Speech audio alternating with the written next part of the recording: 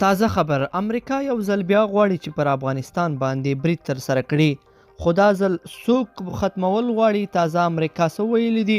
جزئیات په ویډیو کې را سره وګورئ او چینل سبسکرایب کړئ. السلام علیکم لیدونکو، ستړي مشئ. د امریکا تازه خبرداری: افغانستان کې پر القاعده شبکې هوایي بریدونه کوي.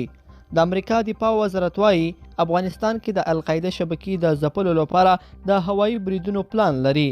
پینټاګون دا تصمیم وروسته له هغې نیولی چې څو ورځې وړاندې د امریکا مهمو پوځي قومندانانو د سنا جرګې د پوځي چارو کمیټې ته خپلو خبرو کې د اندېښنې په توګه وویل چې ښایي 12 میاشتو په اوږدو کې له افغانستانه پر امریکا القاعده ډله د بیا ځل لپاره بریدونه وکړي.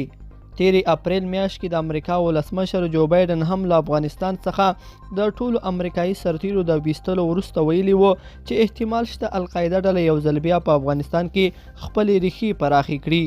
د امریکا دفاع وزارت په افغانستان کې د القاعده ډلې د قوي کېدو د مخنیوي په خاطر د هوایي بریدونو خبره داسې وخت کې کوي چې وړمه ورځ د طالبانو د فرهنګي کمیسیون مشر او ویاند ذبیح الله مجاهد وویل چې امریکا د افغانستان هوایي حریم نقض کړی او که دې کار ته دوام ورکړي بدې پایلې به ولري. بل خوا راتلونکې اونۍ یو ځل بیا امریکا ته د افغانانو د لیږد بهیر پیلېږي. د امریکا نظامي چارواکي وایي چې راتلونکې اونۍ یو ځل بیا امریکا ته له افغانستان څخه د تخلیه شوو کسانو د رسیدو بهیر پیل شي.